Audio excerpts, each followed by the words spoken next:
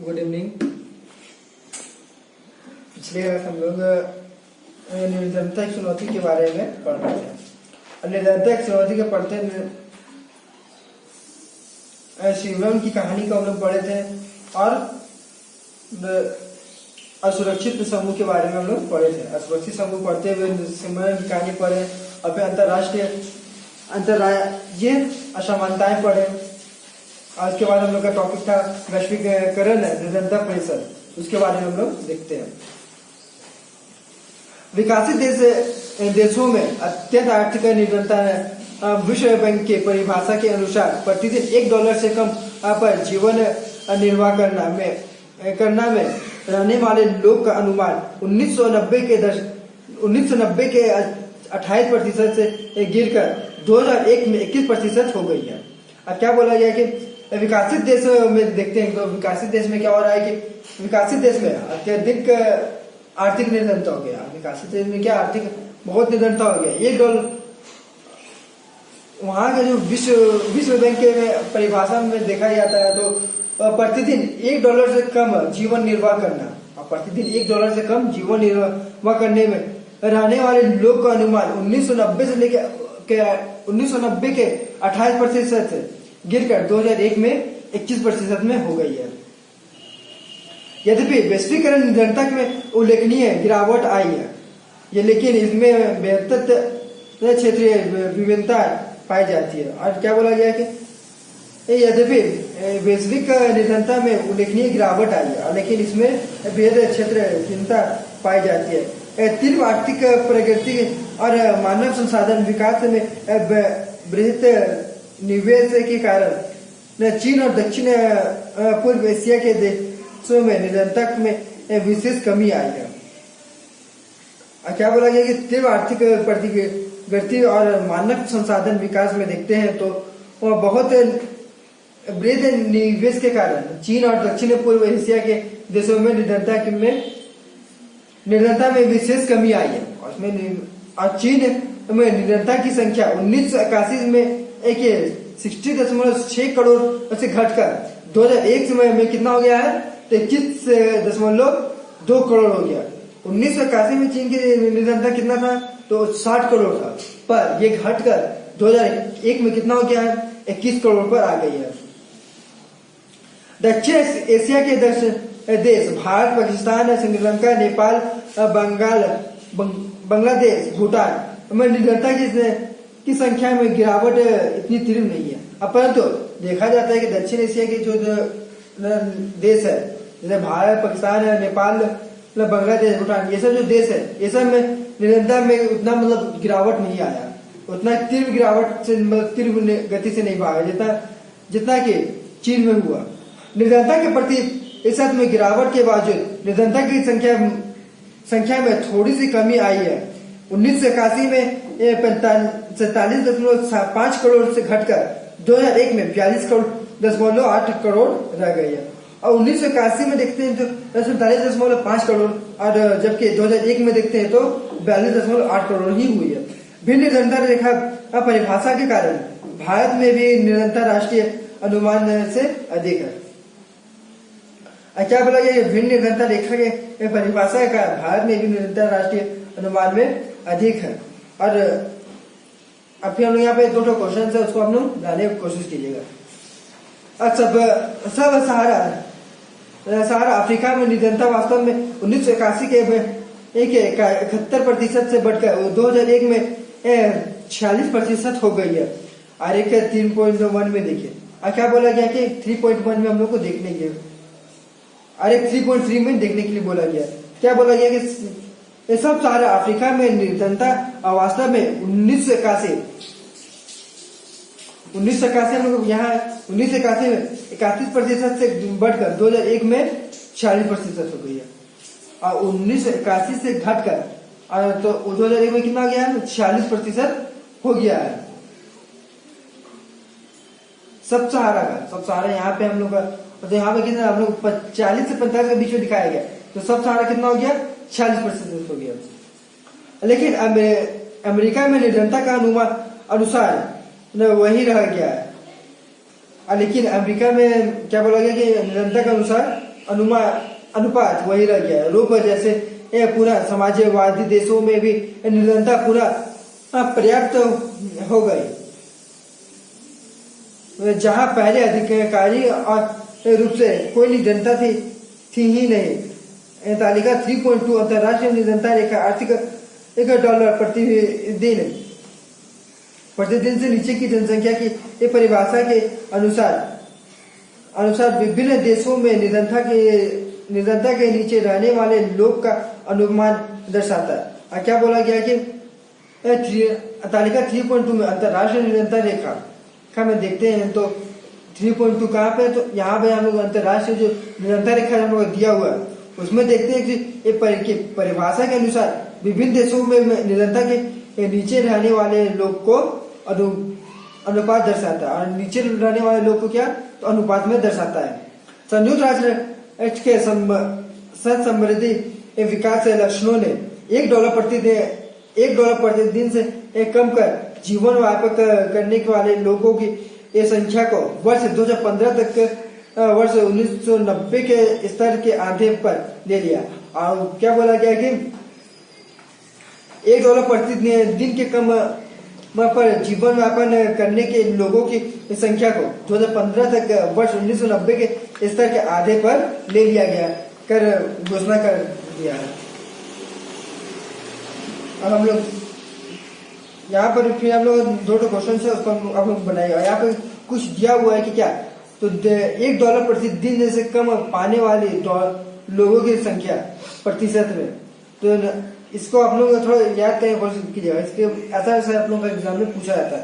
आप लोगों को मतलब आप लोग तो ऑब्जेक्टिव क्वेश्चन आएगा, ऑब्जेक्टिव में ऐसा क्वेश्चन पूछा जाएगा कि बोला क्या जाएगा कि नाइजीरिया का कितना है, तो कुछ ऑप्शन दे देगा 70.8, 76.8 ऐसा करके ऑप्शन दे देगा, इसलिए इसको आप लोग याद कर लीजिएगा।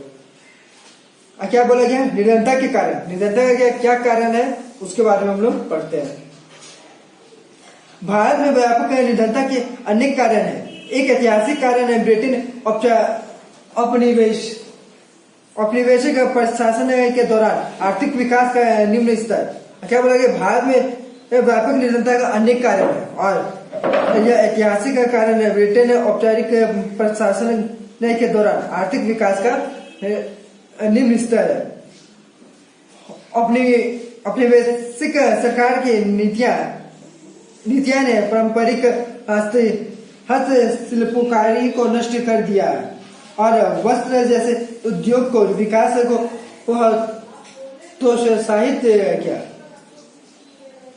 क्या बोला गया कि औपचारिक सरकार की नीतियां ने पारंपरिक हस्तशिल्पकारी को नष्ट कर दिया है, और वस्त्र जैसे उद्योगों को विकास को प्रोत्साहित किया है, और विकास की धीमी दर 1980 के दशक तक जारी रही। इनके परिणाम स्वरूप रोजगार के अवसर घटे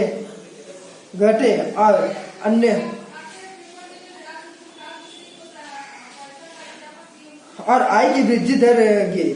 क्या बोला गया कि विकास की धीमी दर 1980 के दशक में घट गई, 1980 के दशक तक जारी रही, और इसके परिणाम स्वरूप क्या हुआ कि रोजगार के अवसर घटे और आय की वृद्धि की दर भी गिर गई।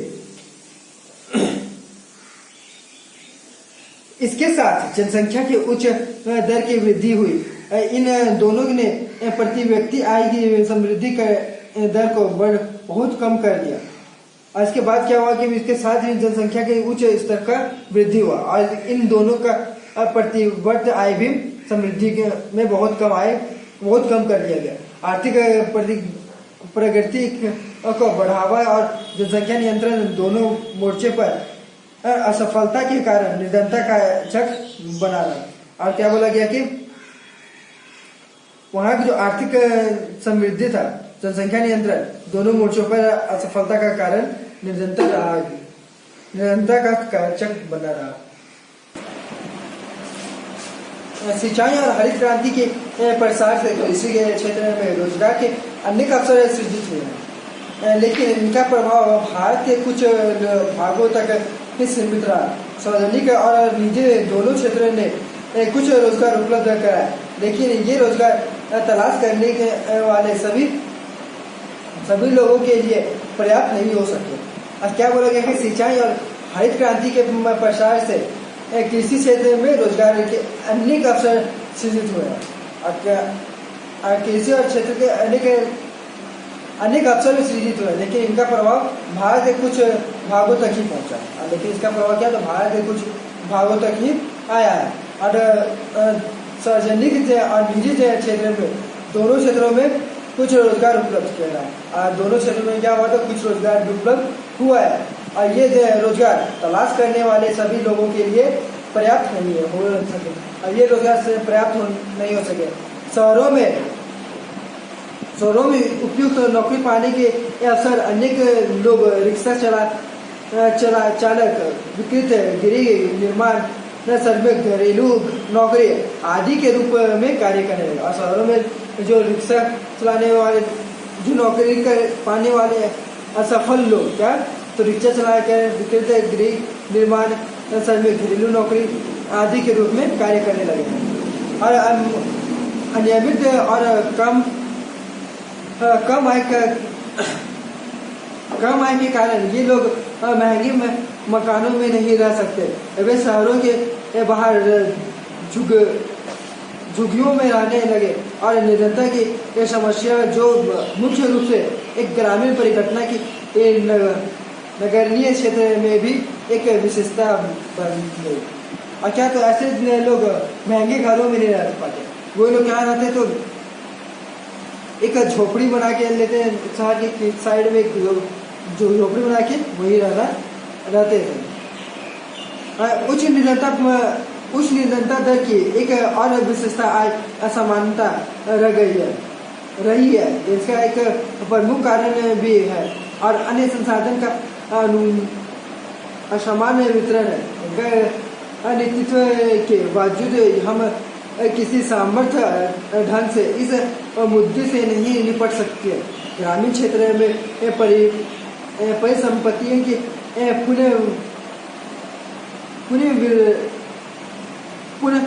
पुनर्वर्तीकरण के पर लक्षित भूमि सुधार जैसे प्रमुख नीति पहल को ज्यादातर राज्य सरकारों ने प्रभावी ढंग से कार्यनीति नहीं किया है। क्योंकि भारत में भूमि संसाधनों की कमी निरंतर का एक प्रमुख कारण रही है। इस नीति का उच्च कार्यवंत करोड़ ग्रामीण निरंतर पर जीवन सुधार सकता है। क्या बोला गया कि जो भारत में जो भूमि संसाधन की कमी है, निरंतर का एक प्रमुख कारण नहीं रह गया। अब भारत की जो भूमि संसाधन निरंतर का एक प्रमुख कारण रह गया। इस नीति का उच्च कार्यवर्ता करोड़ों ग्रामीण निरंतर पर जीवन सुधार कर सकता है। इस नीति पे करोड़ों ग्रामीण निरंतर पर जीवन सुधार कर सकता है। अनेक अन्य सामाजिक, संस्कृति और आर्थिक कारण थे निरंतर के लिए। उत्तरदायित्व अति निर्धनता सहित भारत में लोगों सामाजिक दारिद्र्य और धार्मिक अनुष्ठानों के आयोजनों में बहुत पैसे खर्च करते हैं। क्या बोला गया कि अति निर्धनता सहित भारत में के लोगों सामाजिक दारिद्र्य और धार्मिक अनुष्ठान के योजना में बहुत पैसा खर्च करते हैं। और छोटे किसानों को बीज, उर्वरक, कीटनाशक जैसे कृषि आगतों के खरीदारी के लिए ये धनराशि की जरूरत होती है। क्योंकि निरंतर कटाई की ऐसे ही बहुत बचत कर पाते हैं। क्योंकि निरंतर जो कटाई से ही बहुत बचत कर पाते हैं। जो कृषि लोग वो कटाई से ही बहुत बचत हो जाते हैं। वे इसके लिए कर्ज लेते हैं, और इसके लिए कर्ज लेते हैं। निरंतर के चलने पुनः भुगतान करने के में असमर्थ के कारण वे ऋणग्रस्त हो जाते हैं। क्या बोला गया कि निरंतर के चलने पुनः भुगतान करने के असमर्थ के कारण वे ऋणग्रस्त हो जाते हैं। अतः अत्यधिक ऋणग्रस्त निरंतर के कारण और परिणाम दोनों। और क्या बोला गया कि अतः अत्यधिक अग्रस्तता निरंतरता के कारण और परिणाम दोनों उन्हीं है। तो हम लोग का नेक्स्ट टॉपिक है निरंतर निरोध उपाय। भी हम लोग नेक्स्ट क्लास पढ़ेंगे और आज के लिए हम लोग इतना ही। और हम लोग जो यहाँ से जो क्वेश्चन है हम लोग यहाँ पे 2 क्वेश्चन जैसे 4 क्वेश्चन से हम लोग को मिला है वो क्वेश्चन को आप लोग बनाइएगा। सो बनाने का कोशिश कीजिएगा क्वेश्चन से बन जाए। और हम लोग नेक्स्ट क्लास में हम लोग का ये लेसन कंप्लीट हो जाएगा। ये लेसन कंप्लीट होने के बाद जो इसका है जो क्वेश्चन आंसर है वो आप लोग को अधिक क्वेश्चन से मिल ही गया होगा है क्या भारत में निरंतर रेखा का आलेखन कैसे हुआ इस सब के बारे में हम लोग पढ़ चुके हैं। तो इस सब के बारे में हम लोग पढ़ चुके हैं तो आप लोग उसको क्वेश्चन से निकालने की कोशिश कीजिए। और जो क्वेश्चन से नहीं बनता है और जो क्वेश्चन से नहीं बनता है उसको बनाने का कोशिश कीजिए। और जो और यहाँ जो तरीका बना उसको आप लोग लर्न कीजिए। और जो मतलब अभी जो ऐसा समस्या चल रही है हो सके हो ना हो 1 सितंबर से स्कूल खुले हो सकता है नहीं भी खुल सकता है। ऐसे तो वो बातचीत हो रहा है कि खुल सकता है खुल भी सकता है नहीं खुल रहा है। खुले तो हम लोग का भी स्कूल ट्यूशन खुलेगा ही। जब हम लोग का ट्यूशन खुले तो आप लोगों को और अच्छा हो जाएगा कि आप लोग ट्यूशन आके पढ़ सकते हैं। इससे आप लोग को कष्ट में नहीं पढ़ने का अवसर मिलेगा। तो अभी जो टाइम घर पे व्यतीत कर रहे हैं जो टाइम घर पे मतलब ज़्यादा टाइम घर पर हम लोग रह रहे हैं तो ज़्यादा टाइम आप लोग पढ़ाई पर ही ध्यान दीजिए। ज़्यादा मतलब क्या बोला जाता है कि मतलब अपना जो चीज़ है अपना जो क्लास वर्क है अपना जो होमवर्क है उसको अपने पूरा मतलब कीजिए। ज़्यादा मत पढ़िए 2-3 घंटा पढ़िए पर 2-3 घंटा इतना पढ़िए कि आप लोगों को मन से पढ़िए। एक होता है कि कॉपी किताब लेके मम्मी पापा को दिखाने के लिए बैठ गए हैं 4 घंटा बैठे हैं पर क्या पढ़े 1 पेज भी नहीं पढ़े। इस तरह नहीं करना है। आप 2 ही घंटा पढ़ने के लिए बोले 2-4 घंटा पढ़िए पर पूरा मन से पढ़िए कि जो पढ़ रहे हैं आपको पूरा समझ गया। इस प्रकार से पढ़िए। ऐसा नहीं पढ़ना है कि लेके बैठे हैं और जो मन सो मतलब दिखाने के लिए पढ़े ऐसा नहीं पढ़िए। और ज़्यादा मतलब पढ़ाई पे फोकस डालिए। आप फोकस डालिए।